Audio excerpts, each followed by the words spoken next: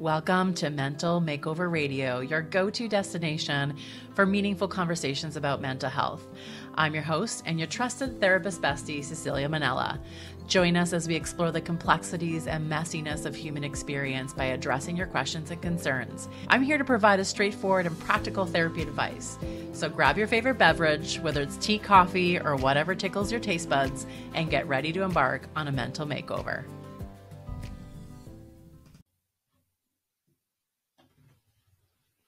Hello and welcome to Mental Makeover Radio. I'm so glad that you're here. I am Cecilia Manella and I am very grateful that you're tuning in to today's episode about ADHD and our use of technology.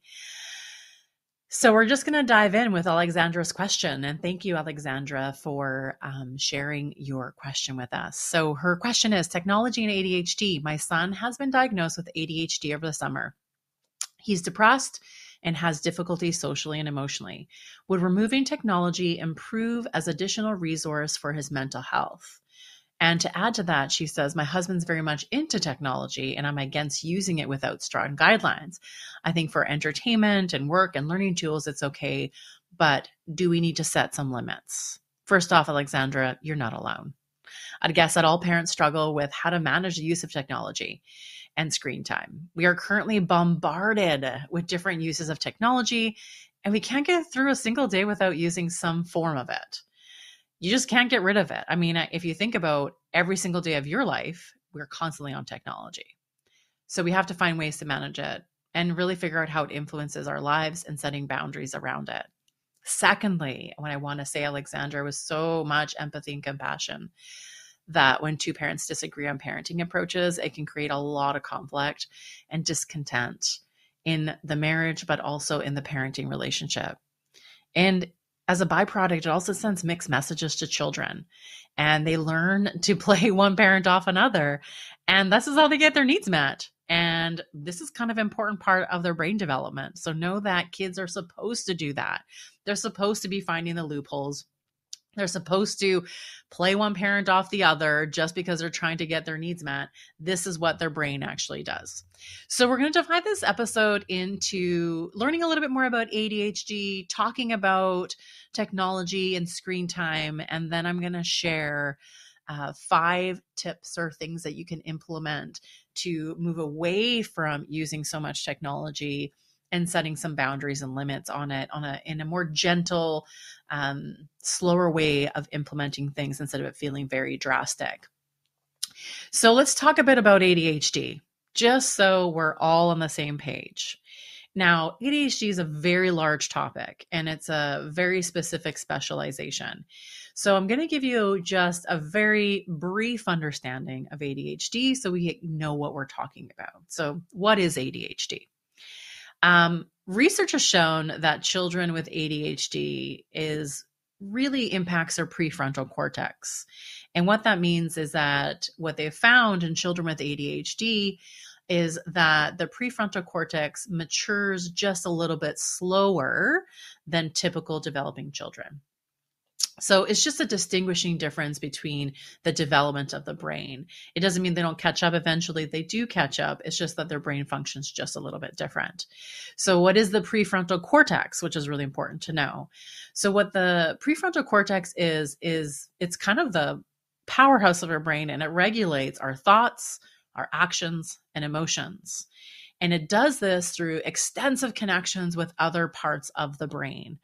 So it is like the mainframe computer, let's say, of your brain, and it connects to other regions of your brain. So ADHD is the brain's inability to produce as much dopamine, serotonin, and adrenaline. And because of that, the ADHD has become a little bit faster. So it moves a bit quicker. So when it's managed right, it can actually be a superpower. And this is how I really frame ADHD. I don't really see it as a deficit. I don't see anything wrong with it. It's just an explanation about how the brain works in its own way that may be different than what we would say, like what we see as typical. And in fact, all our brains are very different and there's no such thing as normal. So we need to put that out the window. It's just an explanation of how a certain type of brain actually works. And I do really believe it can be a superpower if it's managed in a supportive and caring way. So what does this all mean? It means that the ADHD brain has a diminished ability to regulate their attention. It doesn't have the ability to put the brakes on in order for with their attention before it leaps to something new. So you kind of like you see this with children and adults with ADHD brains. They can jump from one topic to another topic to another topic without really fully finishing their thought process. Again, there's nothing wrong with living with ADHD. It's just a label that we use to explain a way in which the brain works that interferes a little bit with emotional regulation and focus. So this is why we associate impulsivity to ADHD, because there's a jumping from one thought to the next without fully finishing a thought. And so it also comes to safety when there's not fully thinking through, should I jump off, the balcony? A child with ADHD brain is more likely to jump really quickly and not really think it through. So there's an impulsivity that comes with it. So as parents, I know this can drive you super crazy. And I know parenting a child who has been diagnosed with ADHD can be really challenging.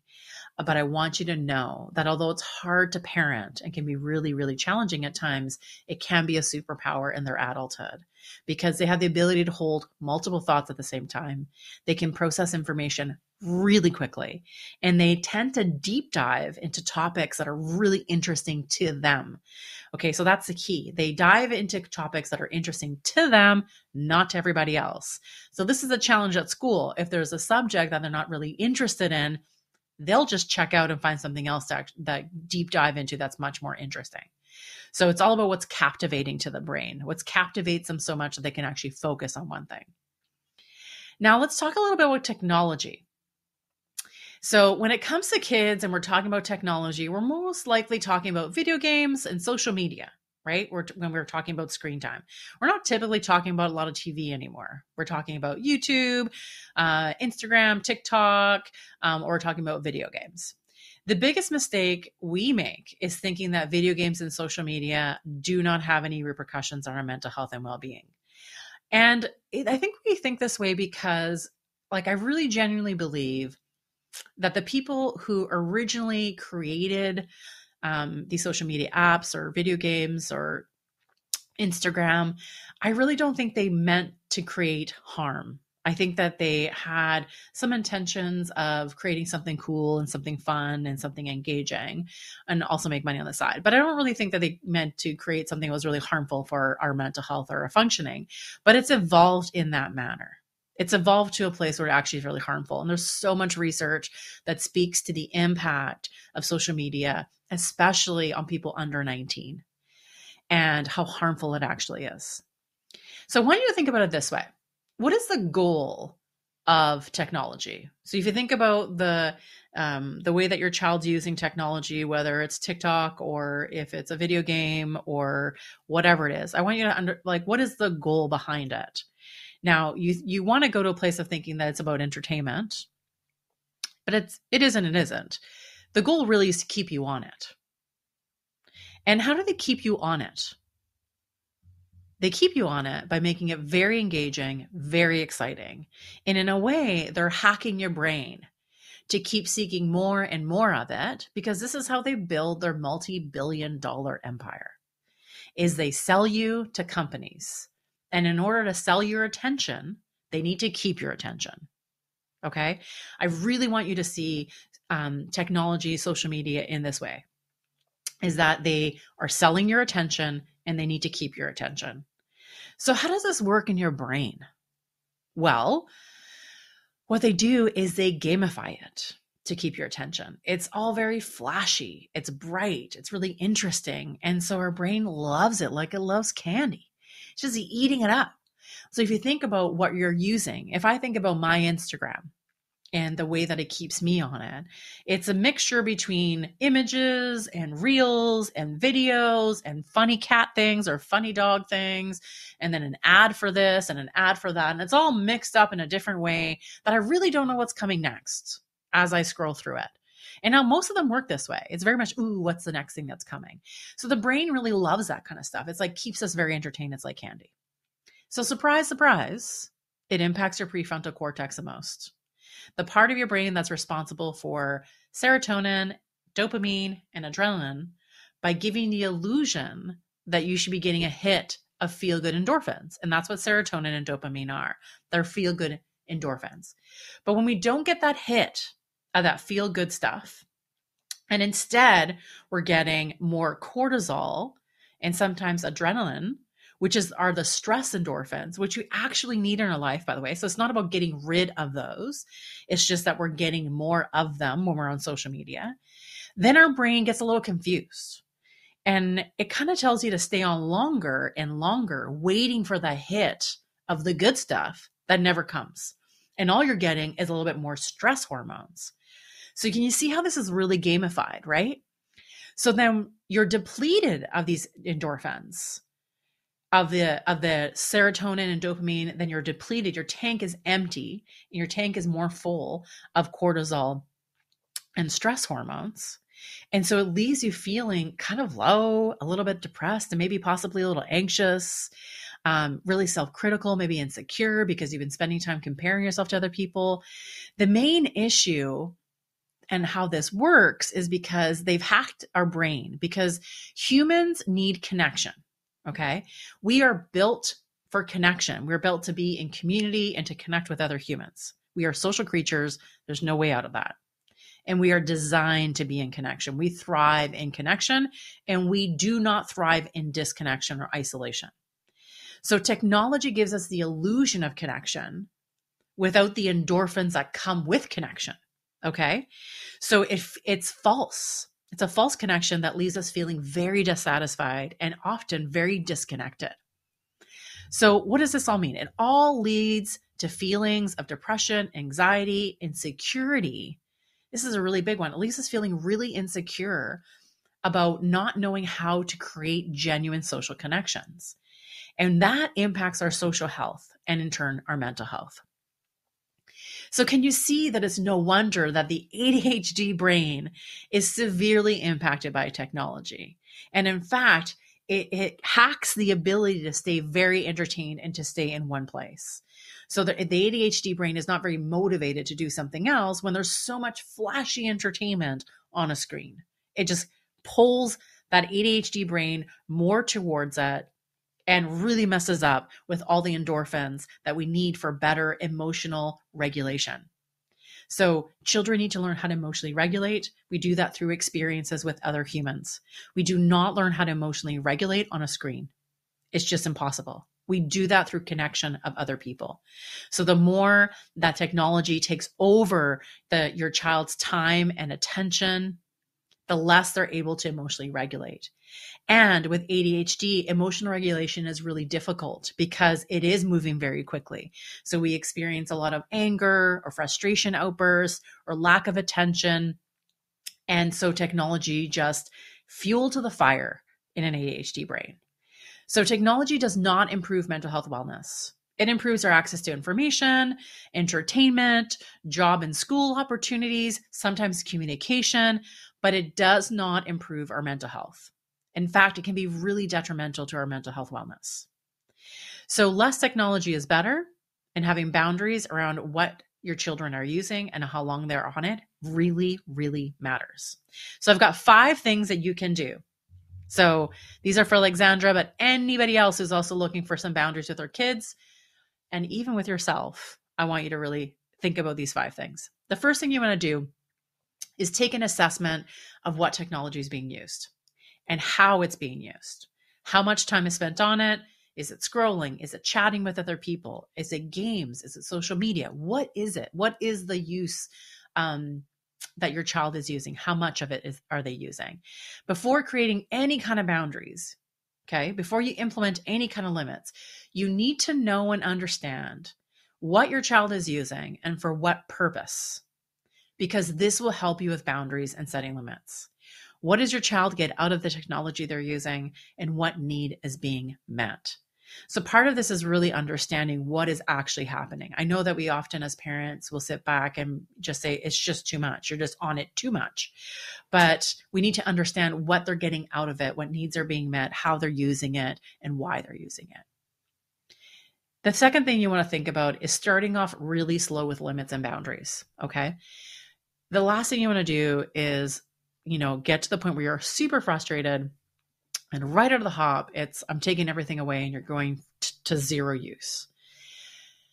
It is much better to start off a little bit slow. So if your child is on technology, let's say 5 hours a day, and you want to cut it down to an hour a day, don't come out with, we're moving from 5 hours to 1 hour. I really encourage you to cut it down to 3, and with a goal of getting to 1. So it is a little bit progressive in nature. It makes it easier for the child to adapt, but it also makes it easier for you as a parent to come in with some boundaries that feel doable, achievable, and there can be some success in it. And that's really important. What's really important to understand and know is that the Centers of Disease Control and Prevention, so the CDC, released a report recently that's a bit shocking about how much screen time kids are using. So they found that children ages 8 to 10 spend an average of 6 hours a day in front of a screen. Children ages 11 to 14 spend an average of 9 hours in front of a screen. And shockingly, youth ages 15 to 18 spend an average of 7.5 hours per day in front of a screen. If this shocks you, I'm glad, because I think it's really shocking. If you think about, 7.5 hours a day, if someone is 17 years old and they're still in school, yes, they're on screen time, let's say for school projects and computers and whatnot. But where is that time coming from? So they stay up late. It's interfering with their sleep. It's a lot of time, 7.5 hours per day. We are not doing our kids a service by allowing them unlimited access to screen time. We need to have some boundaries around that. And I want you to start off slow. Know where they're at, take an assessment, and then scale it back a little bit with a goal of getting to a more scaled back place.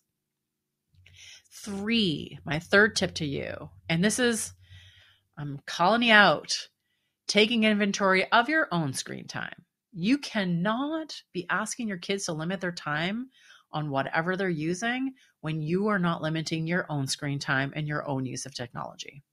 It's just plain and simple. You have to model some sense of self-control in order to expect it from them. Follow the same boundaries. Start by decreasing by an hour at a time.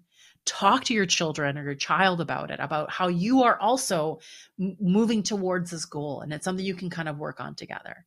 Now, if you're feeling really bold, and I hope you are, I challenge you to remove all social media apps from your phone for 30 days. I promise, and I can guarantee actually that you will feel like a different person in less than a month. And when I do this in my clinical practice, and I do it quite a bit actually, is that with the first week, people have some anxiety about it. They realize how often they're reaching for their phone. In the second to third week, people tell me that they're shocked by how much extra time they get in the day, or they find this time. And more than half the people, by the time they hit the 30 days, the entire month of not being on social media or having the apps on their phone, is they don't even reinstall them in their phone. So you can use the social media apps on a desktop, on a laptop, but definitely not on a phone. And I'm telling you, it will actually change your life. My fourth point is to provide alternatives. Okay, so you can't take something away and not provide alternatives. And at the core of who we are and what kids really need and what all humans really need is connection. We are built for connection to other humans. We can endure challenges and we can endure even tons of pain when we're in connection with someone we love and care about. Again, I want you to take an inventory of the quality time that you have available with your child, and potentially replacing their screen time with activities that can put you in connection with them, or that they can have connections with other family members or other people in their support group and their support network and the tribe that is around your child. Teach them that in-person connection has more value than screen time.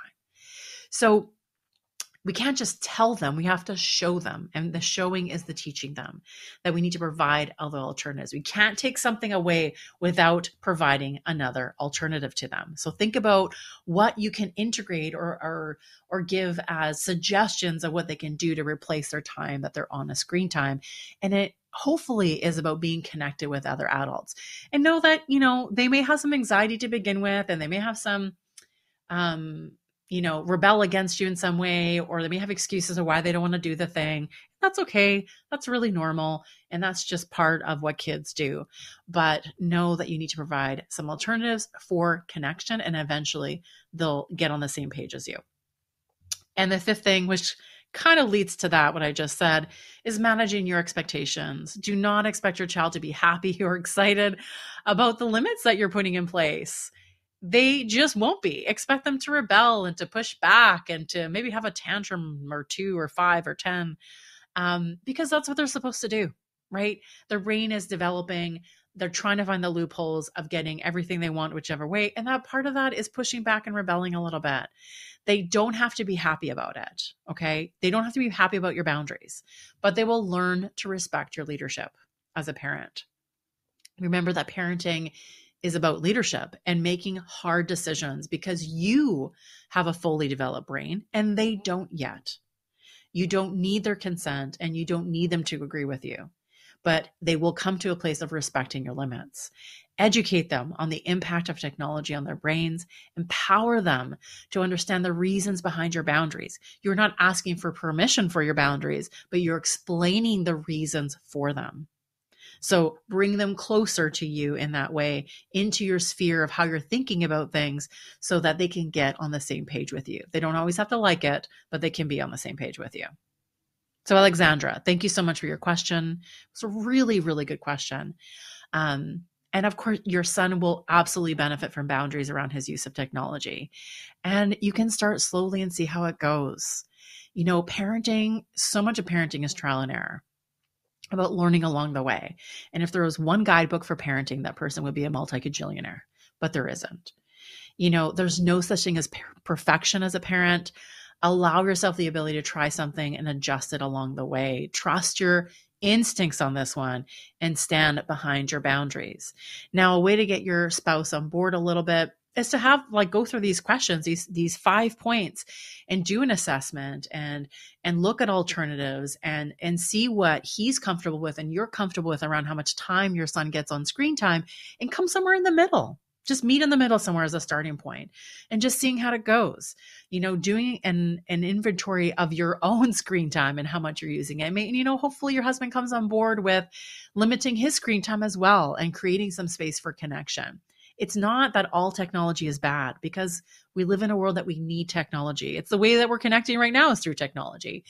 It's about being mindful of the impact that it has on children, and that with an ADHD brain, it's even more impactful. So your son is relying on you to help him through this process and helping him figure out boundaries around technology. Remember that, and trust your instincts on this one. I hope you found today's episode helpful and can integrate some of these tips into your own life on decreasing the use of technology for yourself and for anyone in your family. If you liked this episode, I'd love it if you could just subscribe and rate the podcast. It helps build the podcast and get to other people. I would love to have you featured on the podcast. If you've got a burning question or you've got a topic that you really, really want to bring on to the podcast, please simply fill out the submission form in the show notes and we will feature you on the podcast. I wish you a wonderful day. And until next time, be bold, be brave, and be well.